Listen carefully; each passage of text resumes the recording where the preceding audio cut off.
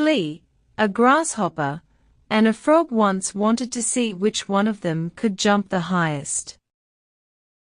So they made a festival, and invited the whole world and everybody else besides, who would like to come, to see the frolic. When the people assembled to see the contest, they all admitted that these three famous jumpers were indeed well worth seeing. "I will give the princess, my daughter, to the one who can jump the highest," said the king. "The champion in such a trial of skill must be rewarded." The flea was the first to come forward. His manners were perfect, and he bowed to the company on every side, for noble blood flowed in his veins. And, besides, he had been accustomed to associating with human beings, which was much to his advantage. The grasshopper came next.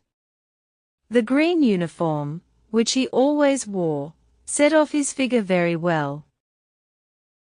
He carried himself with great dignity, for he belonged to a very old Egyptian family, he said, and was highly thought of in the house in which he lived.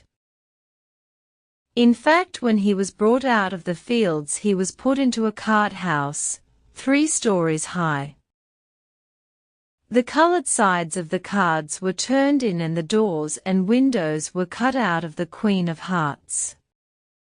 "It was built on purpose for me," he said, "and I sing so well that 16 crickets, who had chirped all their life, and still had no card house to live in, were so angry at hearing me that they grew thinner than they ever had been before."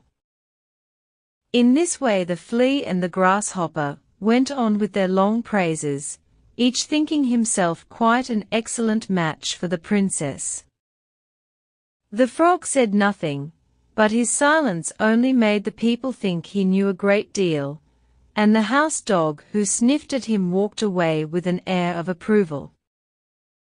The old counselor, who had issued 3 orders for keeping quiet, said at last that the frog was a prophet, for one could tell from his back whether the coming winter would be severe or mild. Such wisdom could never be gained from the back of the man who writes almanacs. "I shall say nothing," said the king, "but I have my own opinion, for I see everything." And now the leaping match began. The flea jumped first. He jumped so high that no one could see what had become of him. So the people said he did not jump at all. How shameful it was of him after all his boasting. The grasshopper jumped only half as high, but he jumped right into the king's face. This act the king thought extremely rude. The frog stood still for a long time. Some began to think that he did not mean to jump at all. "Perhaps he's ill," said the house dog, so he went up to sniff at the frog again.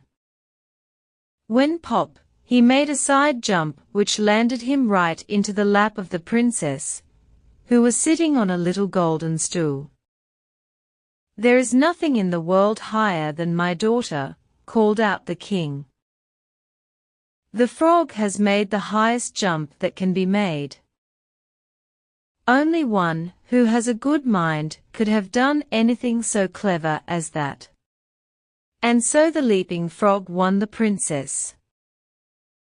"I jumped the highest," said the flea, "in spite of what the king said, but the decision does not matter to me. The princess may have that heavy, stiff-legged, ugly creature if he's to her taste.